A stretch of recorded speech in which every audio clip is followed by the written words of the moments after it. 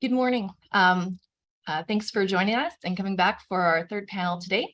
I'm Denise Weeres. I'm the Director of Corporate Finance at the Alberta Securities Commission, and I'm excited to be the moderator for this third panel entitled Innovation in the Capital Markets. In the last panel, we heard a discussion about what the province needs, defining the decade. We also heard about the role of energy and energy transition for the province and the real significance of that. Those are clearly areas of considerable interest for the province. However, one of the questions in the Q&A was about, apart from oil and gas, what else do you think the future holds for Alberta? And I hope that we, through this panel, can explore that question. We have a great panel this morning that comprises Dr. Terry Rock, the President and CEO of Platform Calgary, a nonprofit organization here in Calgary focused on growing and connecting the Calgary tech and innovation system with founders, corporate and community partners, investors, and tech talent, all under one roof in the new Platform Innovation Center in Calgary's East Village. Terry has a PhD in management, strategy, entrepreneurship, and innovation from the Texas Tech University. Nicole Janssen is one of our panelists, and she is the co-founder and co-CEO of AltaML, an Alberta-based company with offices across the country and I think in the US with a recent opening. It was in Houston. AltaML designs and implements applied AI solutions for business. I think it placed 18th on the Globe and Mail's list of top growing companies in Canada. In addition to running AltaML, Nicole is on the board of Edmonton Unlimited, which until recently was known as Innovate Edmonton, and on MyTax, a nonprofit national research organization. And Nicole is the 2021 winner of the Emerging Entrepreneur Award by the Alberta Women Entrepreneurs Organization.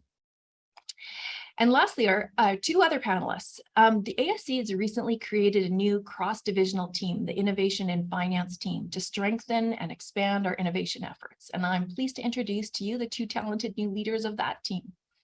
Yanny Young, she's the Manager of Innovation and Finance in our Market Regulation Division.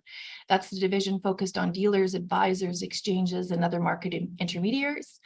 Yanny holds a CFA and is a chartered alternative investment analyst with a background in tech at global fintech firms like Numerix and Calypso.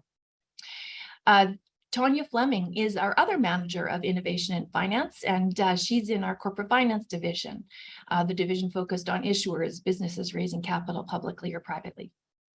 Tonya is an experienced corporate and securities lawyer. She holds an MBA and has strong public company capital markets experience, both in-house and at a national law firm. Yanny and Tonya have very different backgrounds. You'll hear more about that in a few minutes, but they very nicely complement each other and together help us to address the mandate of the Innovation and Finance team, looking at regulatory innovation, ways to support capital formation within the province in emerging sectors, and also looking at technological innovation, testing tech in a regulatory sandbox, technology that intersects with capital markets and might reduce regulatory burden, improve investor outcomes, or improve efficiencies. Alberta is beginning to show strong in the tech sector, and we're pleased to be able, through this event, to help create and build connections between those of you who are in our traditional, been part of our traditional capital market in Alberta, and those in these emerging spaces in the tech sector. I think just some stats to support my comment about the growth. I believe the CBRE indicated Calgary placed 8th in North America for tech talent brain gain. We also often hear about the loss of talent, but the brain gain, creating 7,400 new jobs between 2016 and 2021. And I think it said Edmonton had created over 32,000 jobs during that span. And Startup Genome, a global policy advisory research organization, put both Edmonton and Calgary in the top 10 markets for affordable tech talent. Edmonton's been noted for its strength in artificial intelligence and big data and analytics, anchored by the work done at the U of A, which I think is ranked number 3 in the world for artificial intelligence and machine learning, with organizations like AMI, the Alberta Machine Intelligence Institute, Google DeepMind, with offices in Edmonton, as well as also noted life sciences in Edmonton, anchored by the U of A's Health Innovation Hub. Calgary was noted for its strength, not surprisingly, in clean tech, given what we heard from the last panel, but also fintech, with entities like Morgan Stanley ShareWorks, which you might have known as Solium previously, Benevity, Ciment, Halcyon, Zayzoon, and Neo Financial. So lots of activity in this emerging spaces as well. So with that, I'm going to ask each of our panelists to provide some opening remarks and tell us a little bit about them. Terry, maybe we can start with you. Thanks, Denise. Well, it's really fantastic to be here with everyone today. You know, Platform Calgary has been around for 41 years. We started in 1981 as the Calgary Research and Development Authority. And so I always like, for people that sort of have some experience in investing and in this space, I always like to sort of give that little nugget, because we have been around for a long time. It's a total reinvention of an organization that was variously known as Calgary Research and Development Authority, Calgary Technologies Inc., and then with a 7-year partnership with Innovate Calgary, now reemerged as Platform Calgary in the downtown in the Platform Innovation Center across from the Calgary Public Library in East Village. That's where I am right now. We really see ourselves as focused on the overall performance of the Calgary innovation ecosystem. Calgary has a economic development strategy that says that Calgary is the place where bright minds and big ideas come together with an unmatched spirit to help solve global challenges. Our board adopted that as kind of a guiding vision for where we need to align. And then we set a vision that we want to make Calgary the best place in the world to start and grow a tech company. We did that after a lot of listening and really determining that our fundamentals are incredibly strong when you think of capital, when you think of people, when you think of the kinds of challenges that our industries need solved, and our entrepreneurial spirit. All of these things mean that actually we could be a global leader in a place to start and grow a tech company. And how we deliver that is we really see ourselves as using this building and all of our work to unite a community to drive faster connections between talent, ideas, and capital. And over the next 10 years, we want to see a 10x increase in the rate at which we create and grow startups in the city. And I'm actually going to try a little trick here, see if I can make it work, show you how we've been actually mapping this out. So we have set goals of, and we've actually identified the companies that we have in place right now. We've set goals and we want to grow the number of companies in the province over the next, in Calgary over the next 10 years. And we've looked at the very far left side, which I know you can't really see this that well, it's more for effect. We really have a lot of work to do to fill the funnel at the early stage. And then we've actually gone and identified all the companies that we could really see, and we've got this logo collection. So if you come down to the Platform Innovation Center, there's actually the big poster of this. You can see all of these companies, and we see it as almost like a Kanban board. We want to fill the funnel on the left-hand, top left, get all those small companies going, and really increase the number of companies that we have in the city. That's our really intense focus, is people that are starting those companies and then the people that support them. So we're growing a network. The platform network consists of investors, it consists of talent development organizations, it consists of industry. And we actually have signed over 100 MOUs with groups that are all focused on that same mission of supporting those founders, growing the strength of the ecosystem, and really putting Calgary on the map as one of the best places in the world to start and grow a tech company. We have programs that range, so we directly offer programs. One of our sort of signature programs is the Alberta Catalyzer Pre-Accelerator Program. That takes people who really are just getting started. It's in partnership with Edmonton Unlimited. And in a year, we'll work with over 300 companies at various stages in a pre-accelerator. So when they come out of that, they will be ready to start maybe talking to investors. And finally, we're just launching the Platform Incubator. So we've got this amazing space here that I can talk about more later, but that we're going to have on site at any given time up to 45 companies in an incubator program. they can be here for 18 months and they get absolutely surrounded by all the resources they need, including connections to investors, connections to industry, and connections to talent. So I'll leave it there and look forward to the discussion. Okay, thanks, Terry. That was helpful. Actually, I have one question before we just move on, and that was you mentioned that you have your accelerator and now, or your pre-accelerator, and now you've got the incubator. For those who aren't sort of in that space so much, what's the difference between sort of an incubator and an accelerator? Can you? Yeah, so an accelerator program we think of as a fairly time-limited process where you go through some programming that exists to connect you into, usually it's concepts, but also people, maybe key customers, that kind of an approach. That would be very time limited and quick.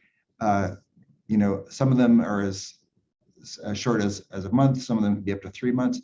The incubator, in our view, is more about hitting those milestones as a company. So sometimes it's going to take you a year to get your product ready for market. And so we can actually give you space and give you support through that process. And in our case, we're actually carving out 18 months, and we're really focused on less on putting you through specific programming and more on helping you solve very specific challenges that your business has. And in our case in particular, our pre-accelerator, most of the participants in the pre-accelerator do not have revenue. They may not even be a worthy business. And that's actually one of the key questions we try to answer in the pre-accelerator is, should you continue on with this? We really want to save people time, get off that horse and get on a new horse if it's not going to work. The incubator, on the other hand, we're really looking for organizations that have traction. They need a bit of seasoning. And we think 18 months is the sweet spot. We ran a program called Junction for about 2.5 years. And what we found is it was really a pre-accelerator program focused on preparing the founders. And when they graduated from that, it was about 18 months, sometimes 2 years later, that they started raising money and really hitting their stride. So we're very early stage in the overall life cycle of a tech company. Okay, thanks. I will come back to you with some more questions, but I'm going to go to Nicole now. And Nicole, can you share with us a little bit about yourself and what you're looking at? Absolutely. Thanks, Denise. So I am the co-founder and co-CEO of AltaML.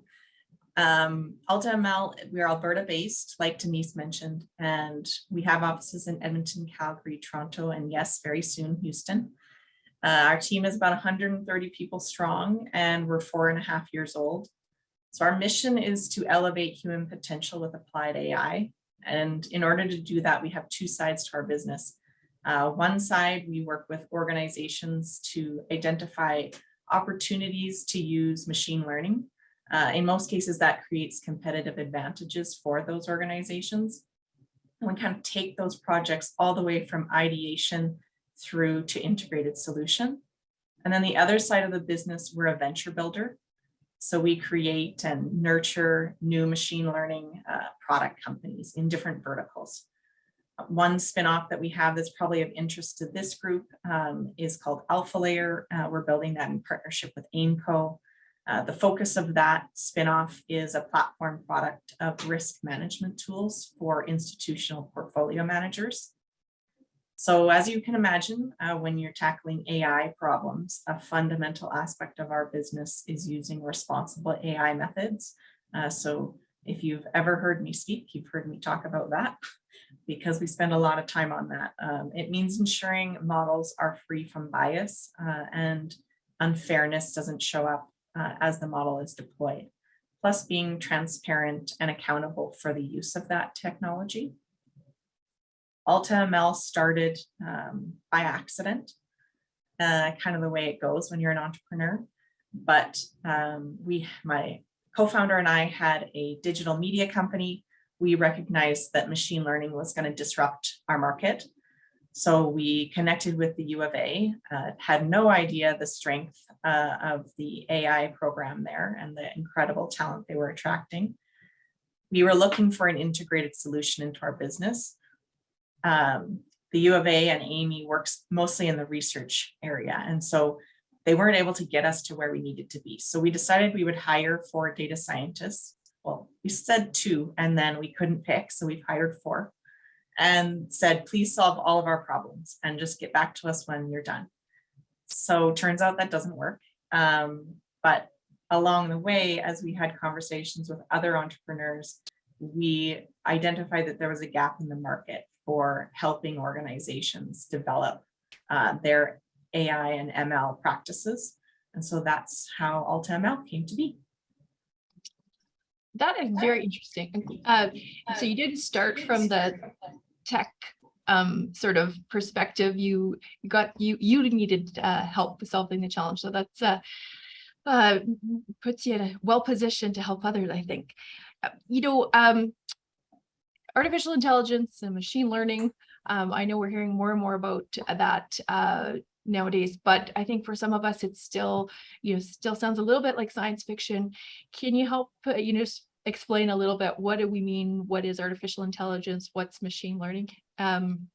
Maybe some practical examples of how you can apply that. Yeah, you bet. So artificial intelligence is sort of the umbrella term for anything where a computer mimics human intelligence. And then machine learning is a subset of AI. You'll hear people use those terms interchangeably, but machine learning is a little bit of a smaller component of AI. And it's focused on getting computers to adapt through existing data rather than explicit instructions. So I know that's a little bit difficult to understand that definition, but the difference, say, for example, with traditional software versus machine learning, is that in traditional software, you would know the rules to tell the software. So you would say, if this happens, then do this. But with machine learning, you don't know the rules. You have the data, and then you're trying to learn the rules with the data. So if you imagine autonomous driving, you could never predict all of the rules you would have to put in to program an autonomous driving program. And so this way, the machine learning learns as someone drives a car around. It sees all the things that happen, all the reactions of the driver, and over time, it learns what those rules should be. So that's sort of machine learning, and it's a component and a subset of AI. And as far as some of the practical examples, some of the projects we've worked on in broader terms are sort of triaging of tasks, allowing for more higher value work, predicting client churn, automating contract reviews, detecting safety issues in heavy industry workplaces, predicting load on an electrical grid, predicting recurrence of cancer, and better understanding the likelihood a loan will default. So there's all kinds of things that machine learning and AI can support with. Our work is focused mostly on machine learning, and often that can be thought of as a prediction to help a human make better decisions or get to or speed up the process. Okay, thanks very much. That was very helpful. All right, Yanny, do you want to say a few words of introduction? Sure. So I hope everybody can hear me well. So my name's Yanny. I have the honor to co-lead the innovation in finance team here at the ASC with Tonya. And I assume that she will introduce herself later on. Whereas Tonya works in the area of corporate finance and which deal with corporate filing. I work mostly under market regulation, which is a department that deals with firms and individuals who are in the business of trading and advising securities in the capital market. I remember when I first interviewed for my position, and when I heard about the two departments, corporate finance and market regulation, I mentally associated corporate finance with accountants and market regulation with lawyers. So you can imagine my surprise when I found out that Denise, who leads the corporate finance division, is actually a lawyer, and Lynn, who leads the market regulation team, is an accountant. It took me a good couple of interviews to wrap my head around to the correct definition of these two departments. So, but I am neither a accountant or a lawyer. I studied economics and finance at the University of Toronto years ago. Actually, I studied finance so I could get away from what my Asian parents wanted me to study, which was computer science. The very thought of sitting in front of the computer for days on end to code used to dread me. But in reality, I learned later on that you only run into what you fear, at least in my case.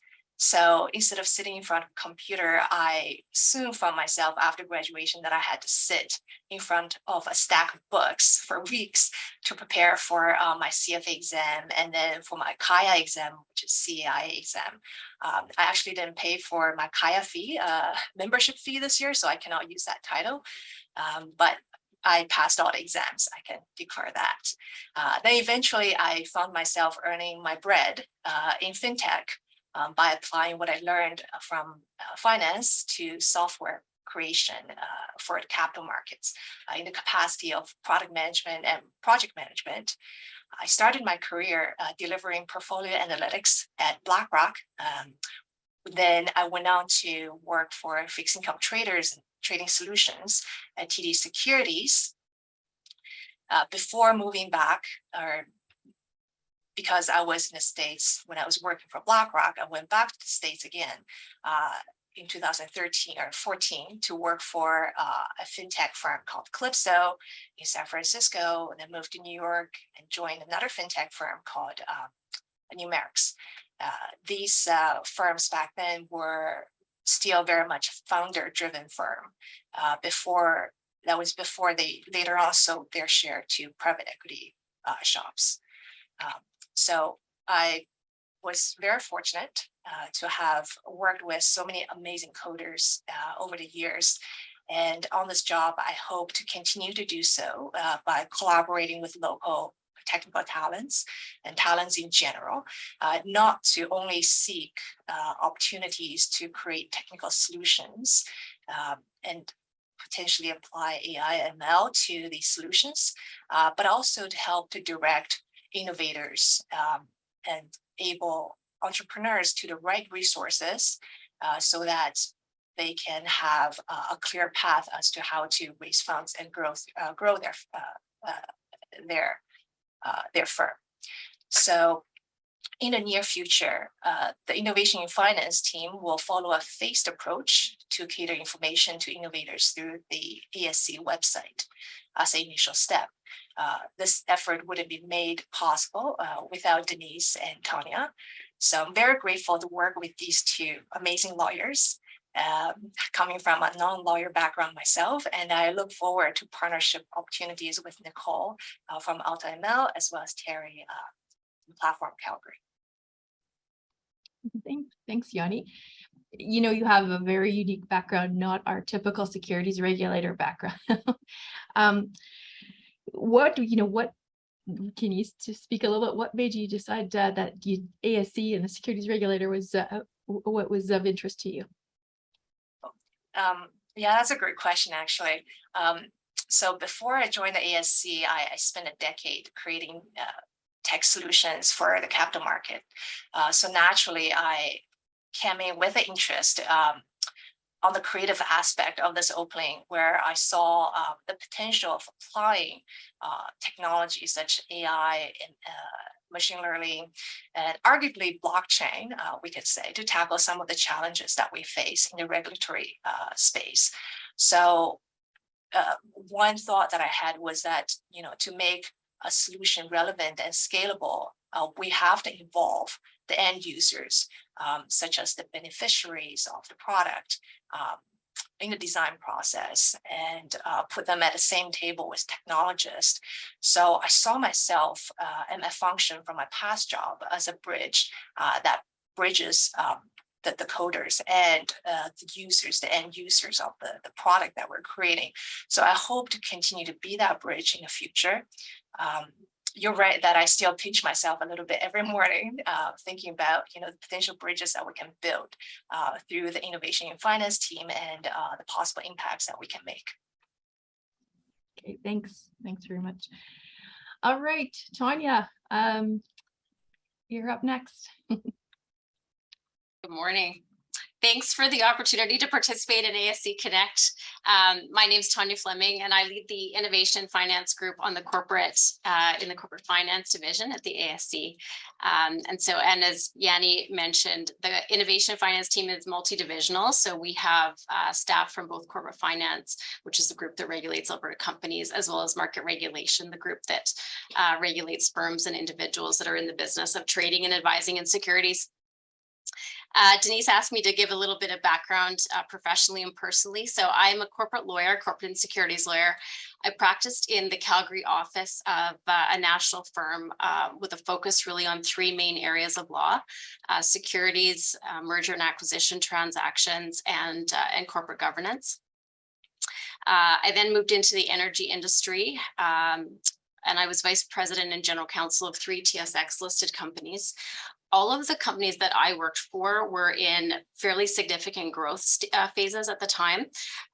So I wore a lot of hats beyond just being the corporate lawyer, very much involved in strategic strategy, business strategy and execution, and making sure that our business decisions were supported by a legal and governance framework, and of course met the compliance requirements of our industry.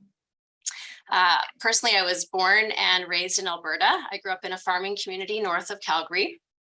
And when I went to U of A for university, and then I moved out to Halifax, where I studied law and business.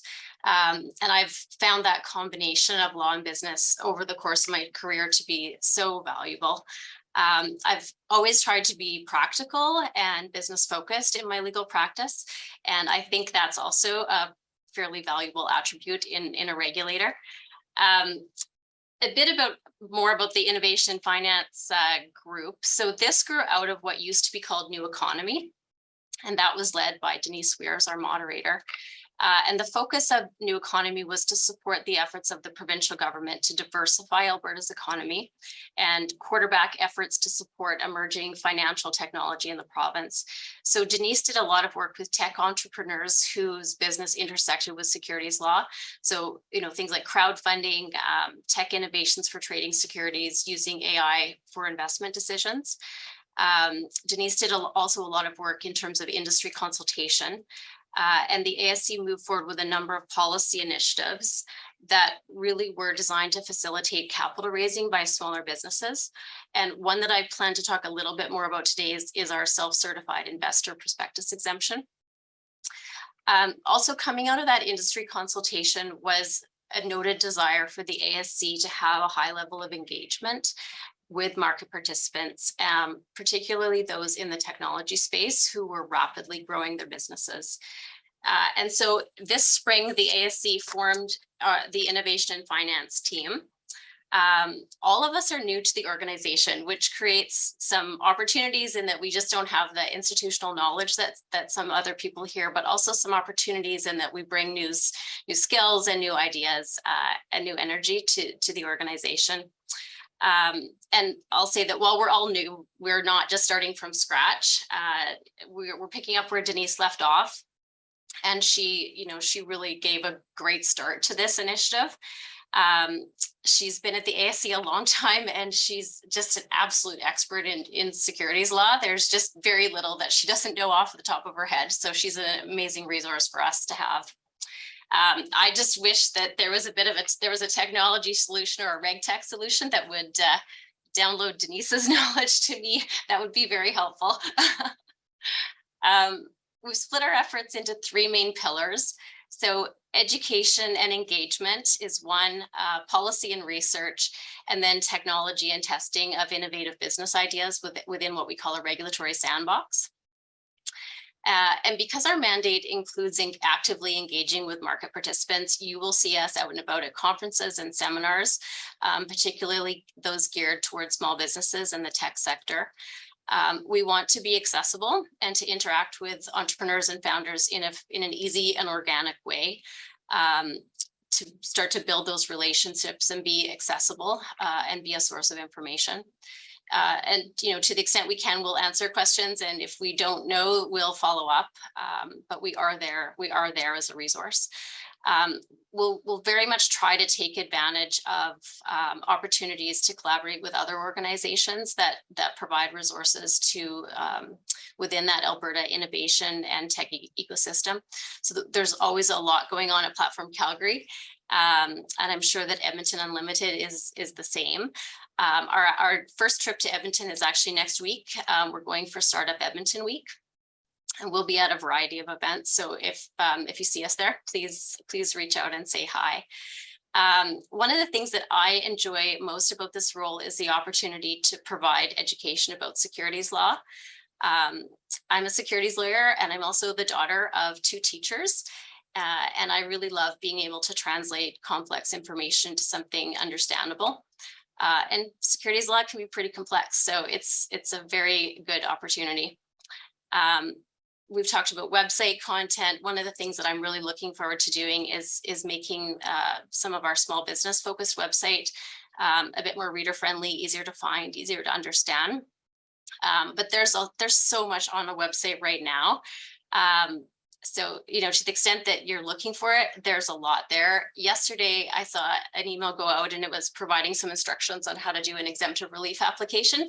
And I thought, oh, that'd be perfect. We'll put something on the website. And then we checked and it's there. So there's a lot on the website now. And it is a very good resource, I think, for small business to access. We'll also do some educational seminars.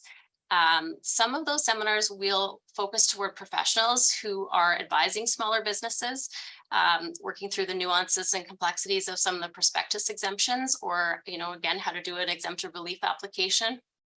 And we'll help where we can in terms of navigating securities law or pointing people to the right person to talk to. We don't provide legal advice. That's one of the things that we always make clear right away when we're talking to someone. But we can certainly point you in the right direction, point you to the provisions that may be applicable, walk through some of the guidance that we've published. But for certain things, when you get to a certain stage and you're looking to raise capital, we may suggest that that's the right time for you to hire a lawyer to help you. One of the things that we do is work with an advisory committee, a group of business professionals who are really part of the growth and innovation network in Alberta. It's so important to build connections within the community and for us to stay in the information flow. And it's also really helpful for us to have those professionals as a sounding board for us for possible policy changes, and to give us feedback on really where to prioritize our efforts, because there's so much going on, there's so much to do, and really, making sure that we're pointed in the right direction and doing the right things. We've seen Alberta's economy really diversify, and we want to be a part of carrying out the ASC's mandate of fostering a fair and efficient capital market and protecting investors. We're going to engage broadly when we do this. There's so much going on in the tech and innovation space in Alberta. There's lots of opportunities for investment by Albertans in businesses, where people are trying to solve problems in very innovative ways. So we want to make sure that people understand the role of the ASC, know that we're available as a resource. We're there to assist. We're here to help you navigate securities laws, and that we're approaching everything we do from a mindset of capital market efficiency balanced with investor protection. We have lots of ideas and plans about how we'd like to contribute to Alberta's growth and innovation as it relates to securities law. And the creation of this team, the Innovation and Finance Group, it's a very exciting initiative for the ASC, and I'm thrilled to be a part of it and to have the opportunity to work with people like Terry, Nicole, and Yanny. Thanks, Tonya. If anybody is able to make securities law interesting and engaging, it's going to be Tonya. We've had her do some, it's not a particularly stimulating subject sometimes, but she's already done some in-house training on crypto assets and some of the new small business financing exemptions in-house. And I think the feedback has been that useful, people learned things and they found it fun and engaging. So not often you hear that about securities law. Tonya, I just want to ask you one follow-up question. You have so much experience in sort of public capital markets, and now you're in sort of a different role, focusing on sort of early stage companies, raising money through angel investors, venture capital. Language is different, financing plans are different. What have you learned? What are any surprises that you're seeing? Well, one of the things that I've learned is that I don't know very many people in this space, at least not yet. I like going to events, and I know, most of the people in the room, because I think relationships are really important when you're doing business. And so I think, getting out there and meeting people, and also I think using some of the, the relationships that I have, I think from the energy industry, and having, people there connect me into their connections in the startup space, I think what will be really important. Also, like, really just resources. The resources are so different. What I've been at kind of larger public companies. They have an experienced management team.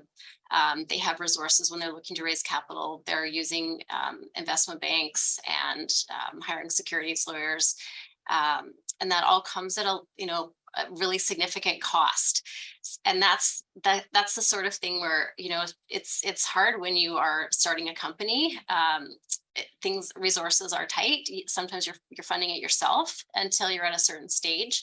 And so to the extent that we can, this ecosystem of innovation in Alberta can offer supports to these businesses, I think is really critical in helping them get off the ground. Okay, thanks very much. All right, I'm gonna go back to you, Terry, with a question, but just before I ask you your question, I noted it seems like there was a question in the Q&A about information on our website. So on the ASC's website, there's a section called Small Business. You can find out the various different sort of capital raising initiatives and things there, hopefully summarized in a plain language format, but Tonya's gonna make it even better. And there's also a section called financial innovation, I think it is, and it has a description of sort of some of the things Yanny is going to be talking about, as well as some information on crypto assets and how they intersect with securities law. So, but Terry, I was just wondering if you could help us a little bit. You mentioned sort of the Platform Innovation Center, that physical space, and where it is, but can you tell us a little bit more? Like, it's more than, it's very cool. We got a chance to go and visit it for, I think it was a startup TNT event. It's more than a co-working space, but can you tell us about what all does it offer, and a bit about some of the pillar team?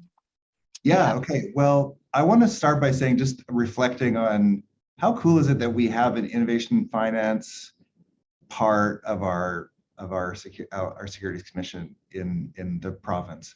It's so critical for the growth of our economy that we are constantly trying to unlock the capital in appropriate ways to drive growth. And Alberta has so much potential when you look at our fundamentals. So I want to start by saying that. And a lot of I just noticed the question about where will you announce these seminars? When we were looking out at how do we grow our innovation ecosystem as a whole, we talked to 4 audiences: founders of companies, investors in companies, people who work in tech, and industry leaders that wanted to use locally developed technology to advance their industry. And one of the common themes was it's fragmented. It's like, I get it, we need to do this, we need to diversify the economy. I'm in. They open the covers and it's like, whoa, how do I get support? So the first thing is, we created what we call the Home for Innovators. It is a front door, and we wanted it to be a front door. So we have a street front presence. We walk in and there's a big open space, and then we have the KPMG pitch stage, and the KPMG is actually one of our pillar team members that I'll talk to you about in a second. The space actually isn't a co-working space in the traditional way. So a company can't come along and just rent a space or rent a desk. Who's working here is the innovation ecosystem. So we've got accelerators and incubators. We've got pillar team members, which are professional services that provide that early stage, get you on the right track advice. They're not going to solve all your problems. They're going to get you on the right track. We have talent development programs that are really taking people who are trying to reskill and giving them training. We have investor groups. We have funds here. Alberta Enterprise Corporation has a Calgary office here. So really it is a 360-degree view on what someone might need. It includes all of the post-secondaries, the major post-secondaries in Calgary have presence here. Alberta Machine Intelligence Institute has a presence here. So it is like all of those resources in one place. Come in, walk in the door and get connected as fast as possible. That's our vision. The pillar team, and specifically, like you were just talking about, Tonya, is okay, there's some technical structural mistakes that you can make early on as you're structuring your business. And what we hope is that people are taking those initial steps, don't have to spend, there's not a huge barrier to them to get started off on the right track. So we went out and assembled this group. There's all kinds of people, when you're building an innovation ecosystem, giving first is one of the most important things.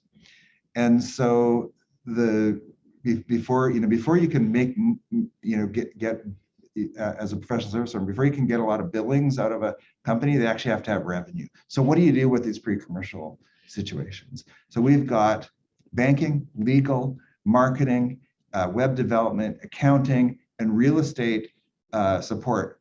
Some of the best names and actually we just signed a new partner on employee engagement, employee benefits. And they're all here. They're providing office hours for you to access that bit of support that you need to get you off on the right track. Will be as we get rolling. We just opened our doors in June. As we get rolling, there's going to be a series of events and defined office hours where people can come in and just for no cost get access to these services. The great thing is they're also providing us a little bit of cash so that we can keep the lights on here as a nonprofit, then just allow us to be as open as possible. So that's a big part of, when I talk about faster connections between talent, ideas, and capital, a big part of it is this group of professionals that are willing to just come in and lend that experienced advice so you can get off on the right track and don't make critical errors early. Okay, thanks, Terry. Nicole, Kitty, I was just wondering if I can go back to you and ask you a question. AltaML has partnered with the province of Alberta to create GovLab.ai, an artificial intelligence lab. Can you, and we are very interested in that, I think, from the ASC perspective, but can you tell us more about that partnership and what it's intended to achieve? Absolutely. So essentially it's a public sector lab. So that means that any ministry, municipality, public organization can participate in this with the lead tenant being the government of Alberta. It's a continuous look at opportunities to use machine learning and improve processes, decision-making, etc. for the public sector. There's a couple aspects to it that makes it very unique in that all of the tenants to this lab can share the work that they're doing. So if the city of Edmonton builds something that's super impactful for the city of Edmonton, the city of Calgary can benefit from that. So there's a significant cost savings in coming together and working together. And then within that program, there's an internship program. So we're taking recent graduates and they're working through the problems with our senior team leading the way. So that way, after each cohort, there's a group of individuals who come out and join the ecosystem that know the public sector problems that we have in our province and have familiarity of how to approach solving those. But also hopefully they have some experiential learning that they can take into wherever their career takes them. And hopefully we retain them in our province. because they've had the opportunity to be in the workforce and to build different relationships. The other aspect that's really unique is that any solutions that are developed through GovLab.ai can be marketed globally and sold in a commercialized fashion to support economic diversification of the province and bring revenue back to all of those public sector tenants. The goal would be that this continual lab of looking at opportunities with machine learning and integrating these solutions will pay for itself as those solutions are commercialized globally. Really building helping to contribute to building the tech talent in the province, helping to solve solutions for public sector. That's very exciting. Yanny, maybe I have a question for you. You had talked about testing some technologies that intersect with the capital market. What can you share with the audience sort of what the thought is? Is that an Alberta only initiative? Where they're coordinating with other regulators through like the CSA regulatory sandbox or other international regulators? What does that involve? Yeah, sure. So, well, we have no shortages of items that we can apply technology to. We're currently looking at quite a few projects that we can potentially apply,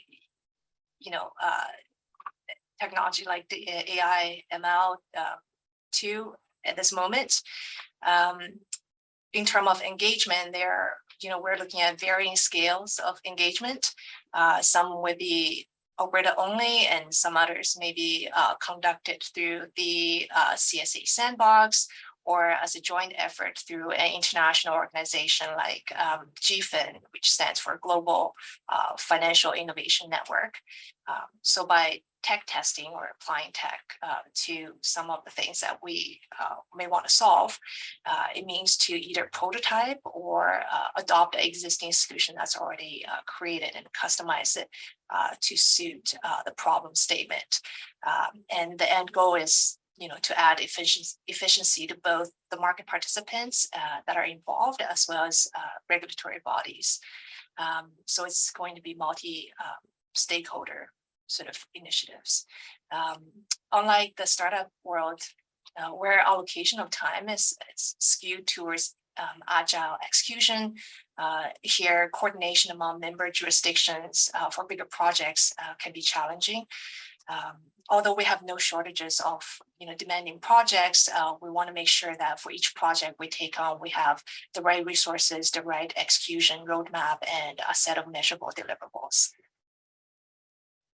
Okay, thanks, Yanny. Tonya, I'm gonna ask you to talk a little bit. You mentioned the self-certified investor exemption. So I think it was about a year ago the ASC rolled out the small business financing exemption, which was intended to help raise capital in smaller urban centers, rural centers, or rural settings. The small business finders exemption to help facilitate access to capital when there's no registered dealer involved, and the self-certified investor prospectus exemption was really sort of targeted more at the space we're talking about here, early stage technology companies, and broadening that group of investors. So I was hoping you could tell the audience a bit about the self-certified investor exemption. Recently made some changes to it, to talk about that, and then hopefully we can use that as a bit of a launch pad for a discussion about financing in this space in Alberta. Yeah, so the self-certified investor exemption. So one of the exemptions that Denise is talking about they're actually Denise's initiatives when she was leading the new economy division that came out of the industry consultations that really were around how do we help with capital formation? What are some of the things that we can do? The self-certified investor exemption it's adopted currently in only Alberta and Saskatchewan. And earlier today, Stan talked about the efforts of the CSA in harmonizing securities laws across Canada. Sometimes jurisdictions will come out with something that's specific for their market, and it may be almost tested in certain jurisdictions first, and then potentially rolled out elsewhere across the company or across the country.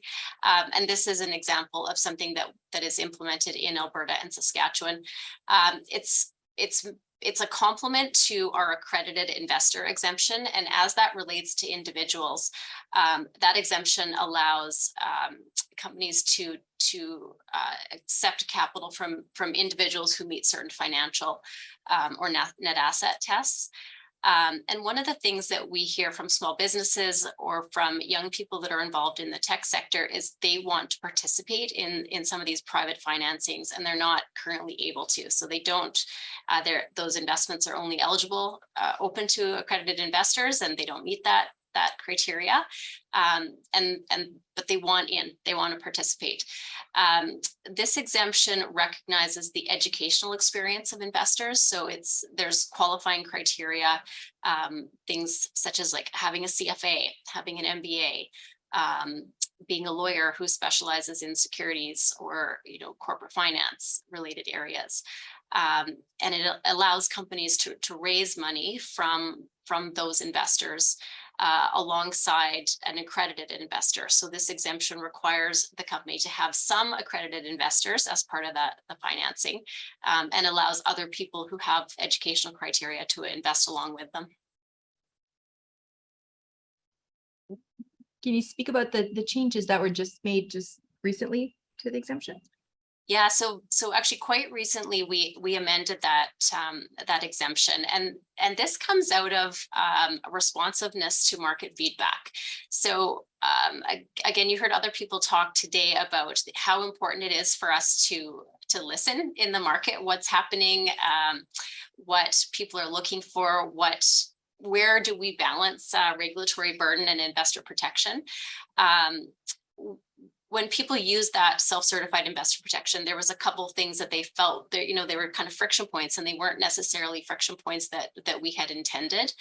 And so as a result, we went back to the table, had a look at that again, and made some changes to it. One of the changes was allowing the use of a special purpose vehicle. So an organization that people invest into, and then that organization turns around and then invests in another business. There's investment limits as part of the self-certified investor exemption, and those investment limits applied to the special purpose vehicle, which didn't really make sense. So that vehicle collected money from other investors, may have been involved in potentially the supervision of the business that was being funded, but was still subject to those limits. So could only invest $10,000. And that really wasn't, it just didn't work in the small business context. So that was some feedback that we looked at. And we looked at when that special purpose vehicle is what we call a qualified SPV. So it meets certain criteria itself. There's no investment limits that are applicable. So that's an example of one of the amendments that was made. Thanks, Tonya. Nicole, you're not just in the artificial intelligence machine learning business, you're also an entrepreneur, and you've had to go through the experience of raising capital. Can you share some thoughts on sort of that journey for you and the challenges? We are now on our Series B. So we had a seed round, Series A, and now Series B. There's a lot of different experiences we've had. One of the big learnings was just how complicated it can be as you continue on and you get different types of investors. So, initially when we were having more of a family and friends and influential Albertans being our investors, that looked one way. The reporting that was required, the communication that was being requested, all looked the same. Then you add in a more institutional investor, and all of a sudden that completely changes. And so then you're trying to cater to two different types of investors. Often you can't, one way doesn't work for all. And so then all of a sudden everything keeps getting more and more complicated, and the time that your team has to dedicate to making sure that all investors are feeling like they're being well communicated to and that their requirements are being fulfilled is challenging. you know, as a female, I definitely, I can say that the rumors that it is harder to raise capital as a female are very true. That being said, I've always gone with the mindset of please underestimate me, because I will sneak up behind you and run by you.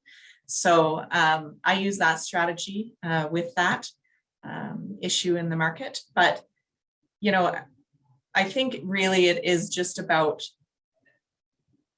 you know, Tonya brought this up before. There's a significant cost involved in raising capital.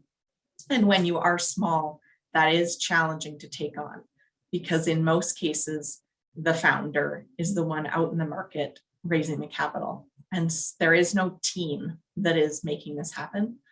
And so the founder's now taken away from the business. And the business is either the founder's trying to raise capital off the side of their desk, or they're trying to run their business off the side of their desk. One or the other. One of them's going to suffer. And so I think that's really challenging in this space. And that's probably the biggest part that we've struggled with, is that, oh, should we do this again?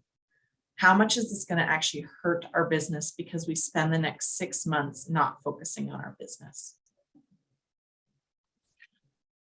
Yeah, that's a great question. Thanks very much for that.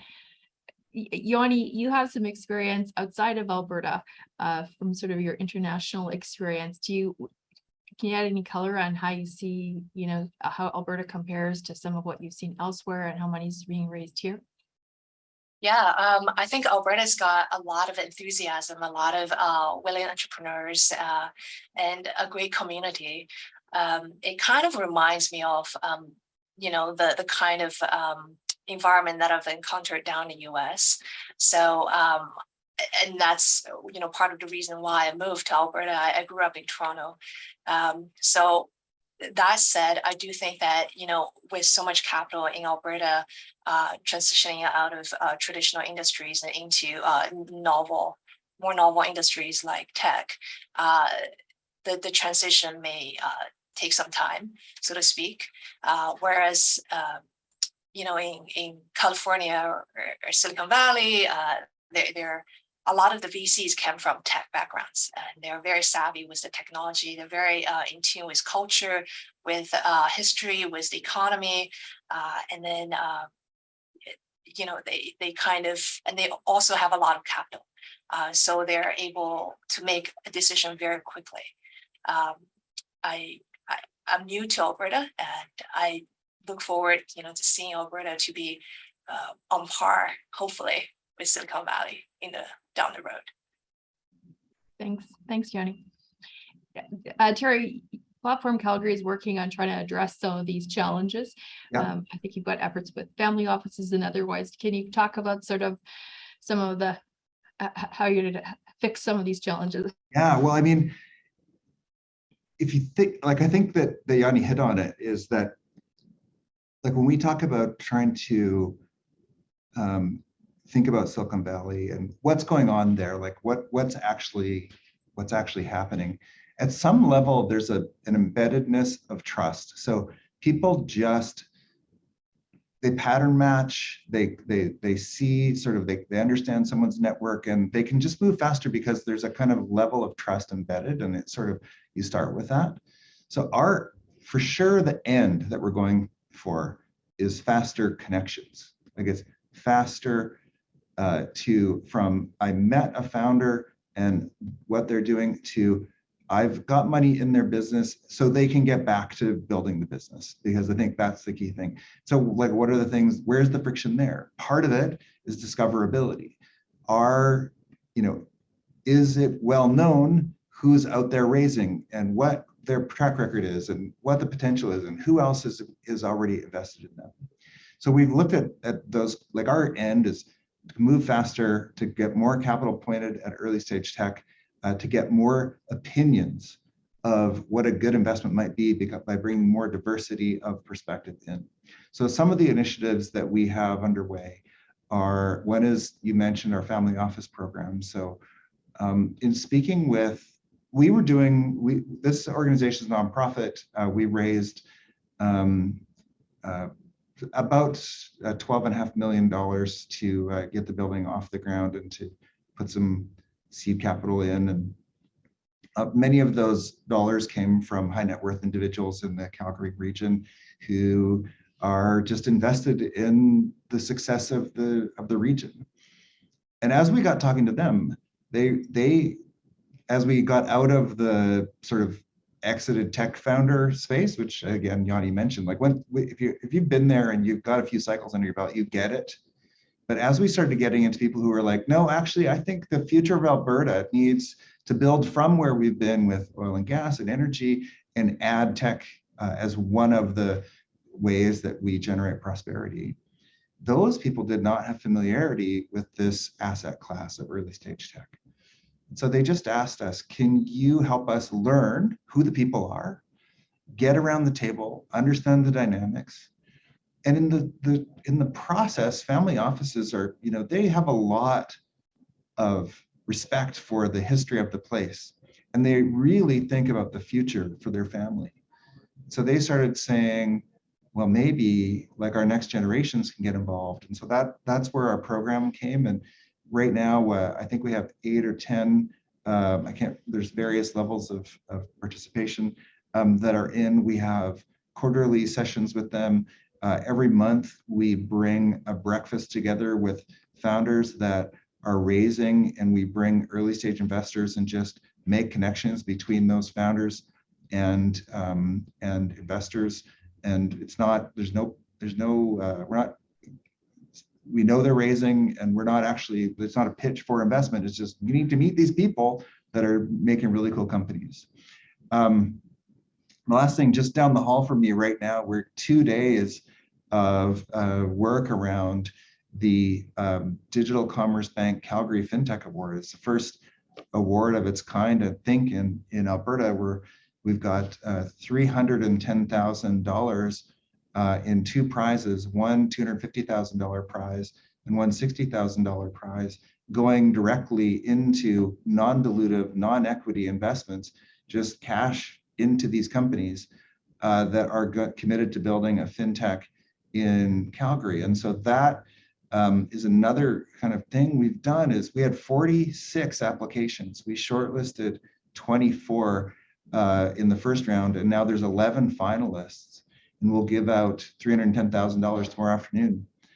I don't think people realize that there is that much activity going on, that much interesting investment opportunity, that much value being created, the high potential to grow big companies in our backyard. So when we think about accelerating those connections, we know there are people out there that are investors. We know they need to learn about this asset class.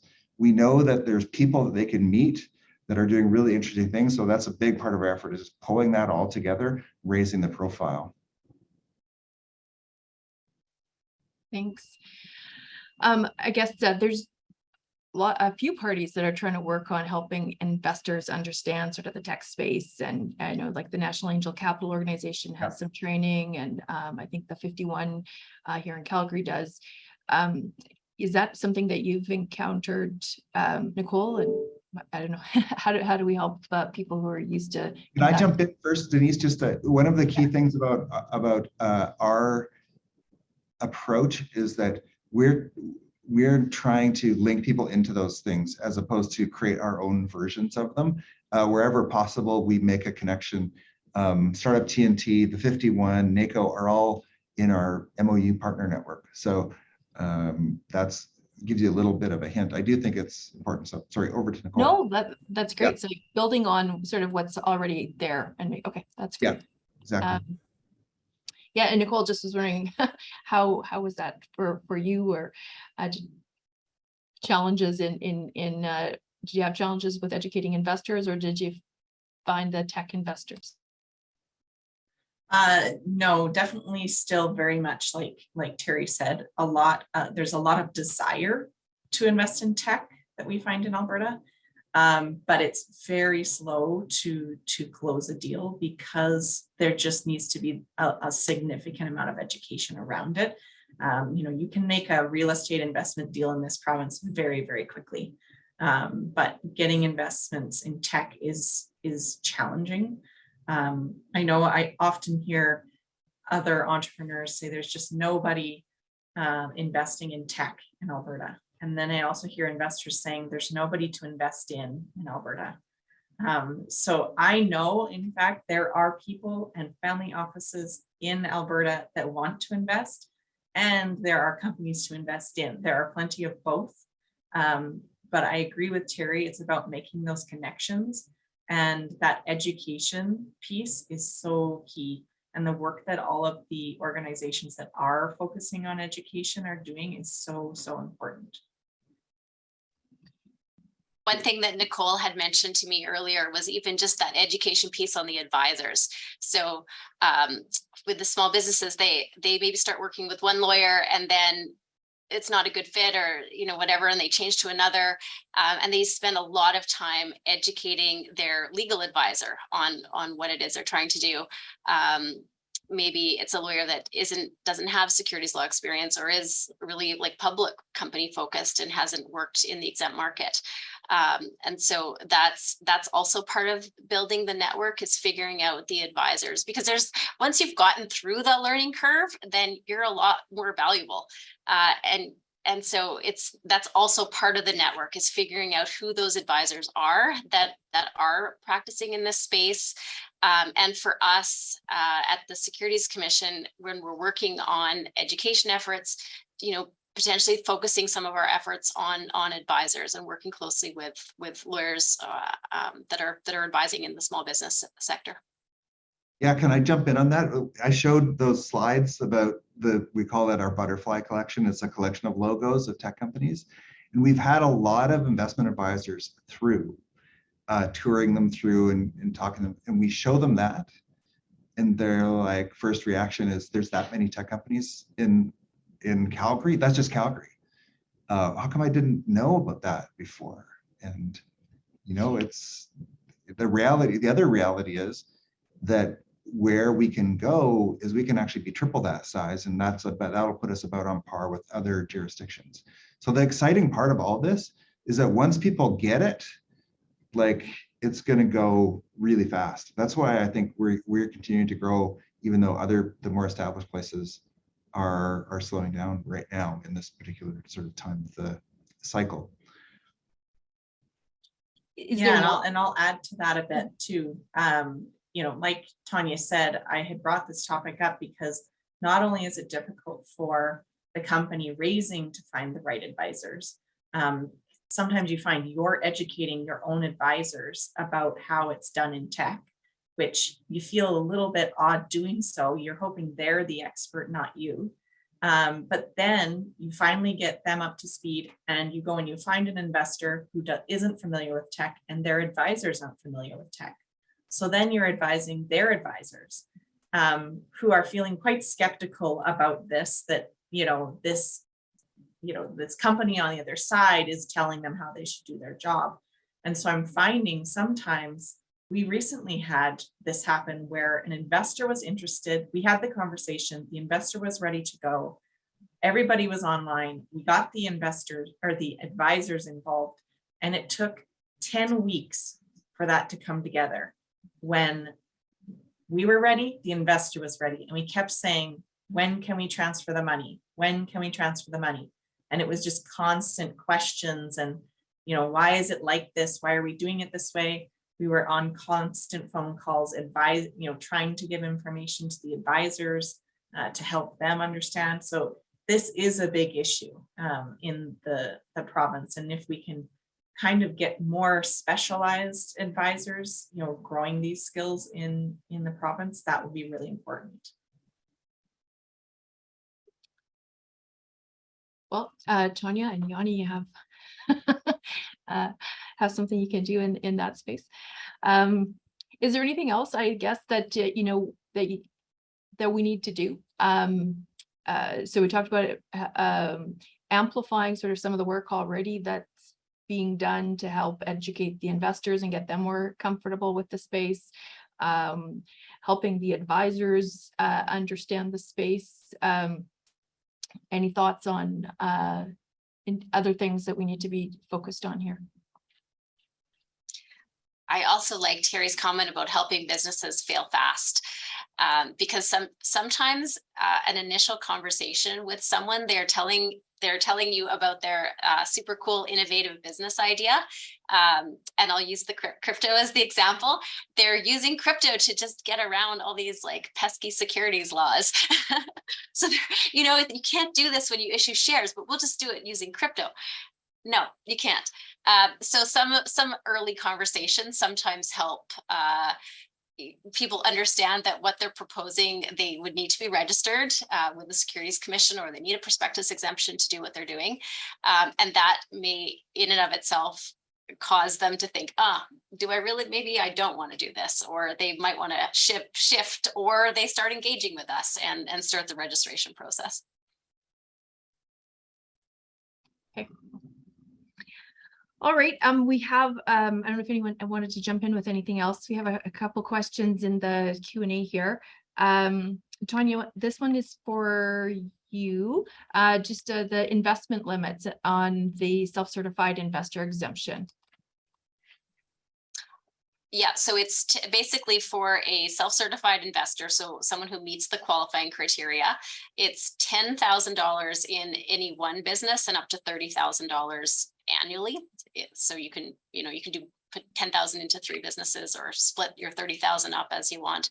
But there are investment limits, and that was part of the thought around investor protection when we're using a prospectus exemption that doesn't have the same kind of financial limits that our accredited investor exemption does. So these would all be people who don't qualify as accredited investors, so we know they make less than $200,000 a year. And yeah. Okay. All right.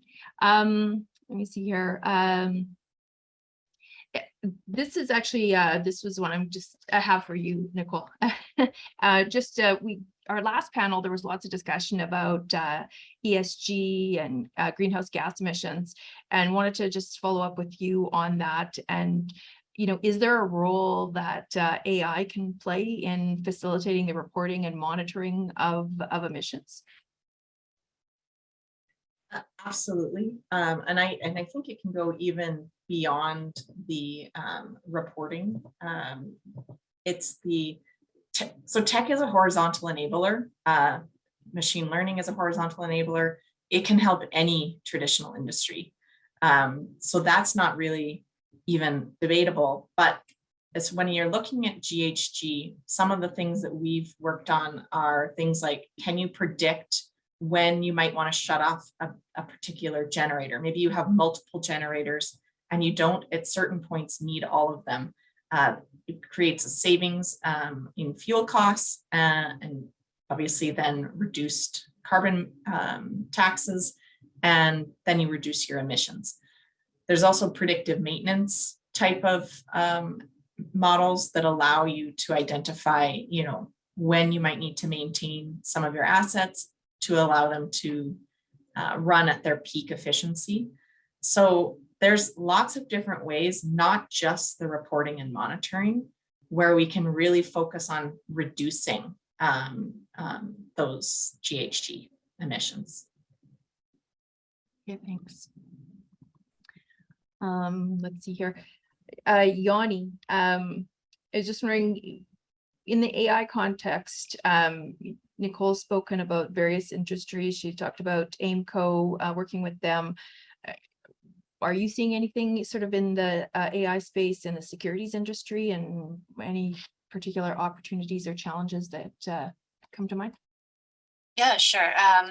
So to my understanding, there are already quite a number of AI techniques already being employed by the asset management industry globally, from the use of, say, support vector machine for classification to artificial neural nets used for forecasting.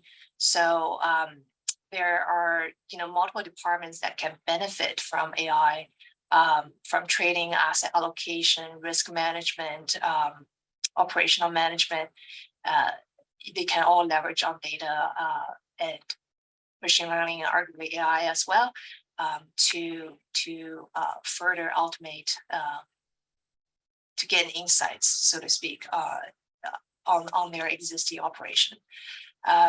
So with regard to opportunities, I would say as as the ASC, as a public servicing agency, we can probably leverage natural language processing to study some of the documents, financial statements. There are already solutions out there created by Bedrock AI. I know that it was part of the GFIN testing topic, and we want to re-engage with them.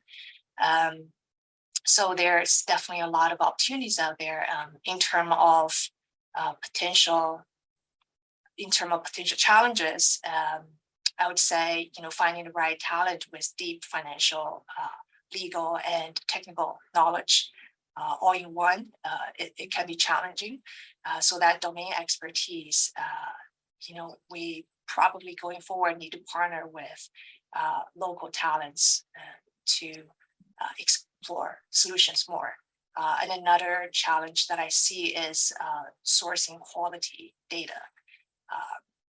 How do we make sure that, like what Nicole had mentioned about responsible AI, ethical AI, how do we make sure that data going into these studies are unbiased?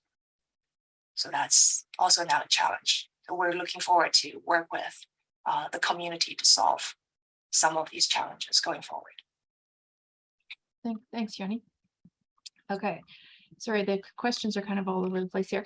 And I don't know, Tonya, if you are up for this one, or I could take it if I don't know if this is. Anyways, the question is basically Nicole has identified that we need to have access to capital to allow women investing, visible minority investing, investors, and as the invested in, and that and the question is that crowdfunding would seem to open up that space to provide that access to capital, but there's no active platforms here in Alberta, and how can we support investment in crowdfunding in Alberta? Yeah, I think that's right. I don't think we have a crowdfunding platform that's based out of Alberta, but we certainly have crowdfunding platforms we have a couple that are based out of BC and certainly Ontario. And so those platforms do exist in Canada. To the extent that they're raising money from investors in Alberta, they need to be registered with us, with the Alberta Securities Commission. And that's actually another thing that's on our website. You can do a search, and you can get to it from asc.ca, also from Check First. And you can search to make sure that the platform is in fact registered.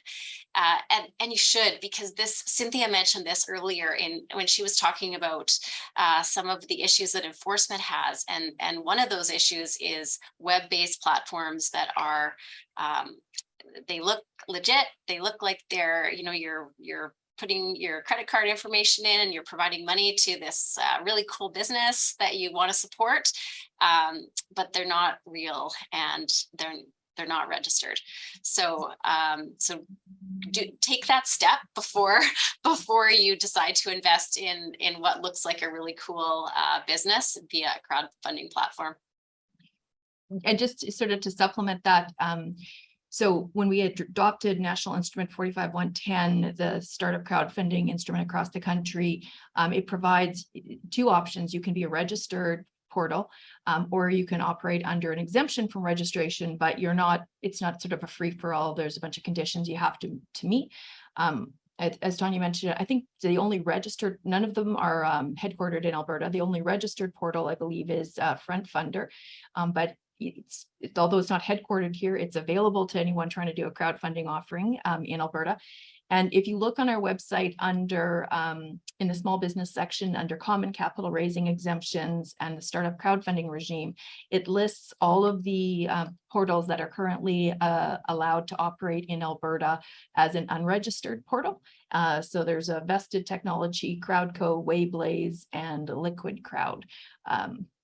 So those are available for financings in Alberta by small business.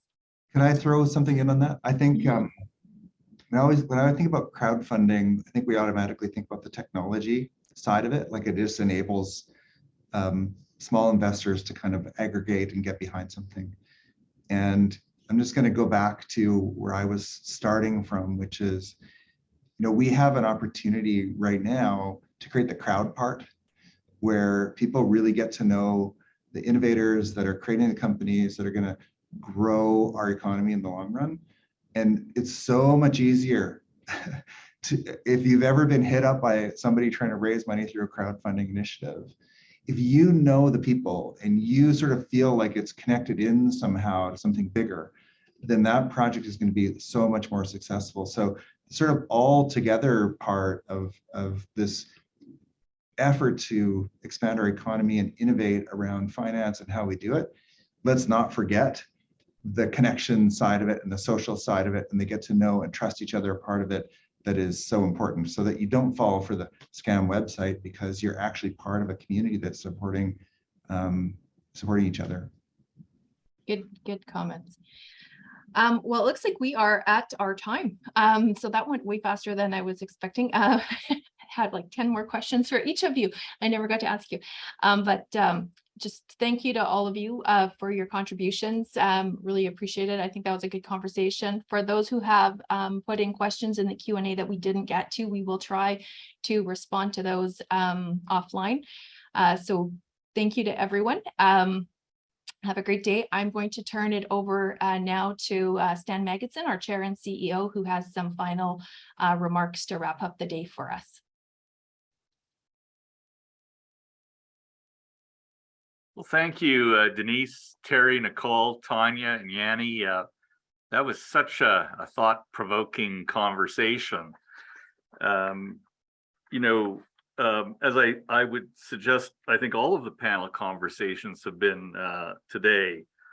Looking back at the program, I think we appreciate having been able to introduce you to several members of our leadership team at the ASC, and also introduce you to some of the things they and their teams are working on. Next, I think we benefited from hearing from Adam, Lisa, and Evan about how they and their organizations are contributing to the co-creation of a competitive, inclusive, and sustainable economy in Alberta that not only benefits Alberta, but Canada and indeed the world. And finally, our last panel, just concluding with an out-of-the-box panel discussion that I think introduced our innovation and finance leadership team at the ASC and how they are working with the innovation ecosystem in Alberta, including Terry and Nicole and the organizations that they lead. After all of the discussions today, I do hope you are coming away with some valuable insights, clarity about our focus areas, and a sense of how the ASC is here to facilitate and support. Thank you for joining us today. And thank you to all of our panelists for sharing your experience, perspective, and insight with us. As a token of our appreciation, the ASC will be contributing to the United Way on behalf of all panelists. We're going to send out a short survey via email to all attendees to obtain your feedback on today's event. We really look forward to hearing your thoughts. They help us shape future ASC Connects. All the best to you. Stay healthy and safe. Thanks for attending.